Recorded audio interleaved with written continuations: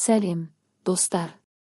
Бүгін біз қазақ эстранасының ең танымал тұлғаларының бірі Қыдырәлі Болманов жайлы соңғы тараған ақпараттар мен даулы видео жайында сөз етеміз. Соңғы күндері әлеуметтік желіде Қыдырәлі Болмановтың жас қызбен құшақтасып, сүйісіп тұрған бейнежазбасы тарады. Бұл видео әп-сәтте ел ішінде қызу талқыланып, мыңдаған пікір жинады.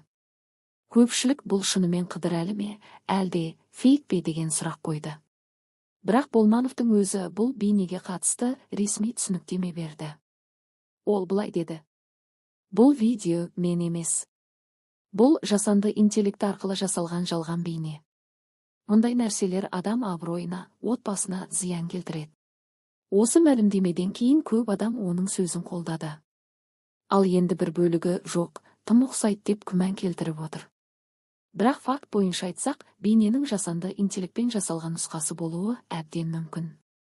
Соңғы уақытта әлемде deepfake деп аталатын технология кең таралып жатыр. Ол адамның жүзін, дауысын, тіпті қимылын да дәл көшіріп, басқа адамға салуға мүмкіндік береді.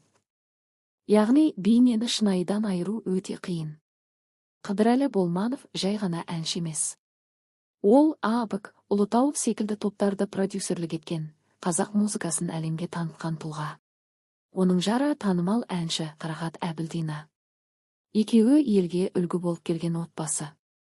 Сондықтан бұл видеоның таралуы көпшілік үшін шок жағдай болды.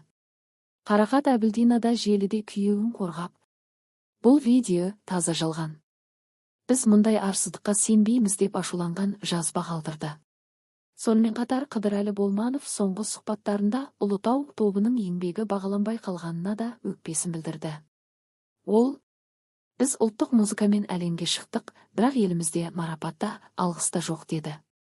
Бұл да қоғамда үлкен пікірталас тудырды. Көпшілік біздің нағыз өнер адамдары лайықты бағаланбай жүр деп қолдау білдірді. Қорыта айтқанда, бүгінгі таңда Қыдырәлі Болмановтың есімі екі үлкен тақырыппен байланысты. Бір жасанды видео дауы фейк пе, әлде шын ба?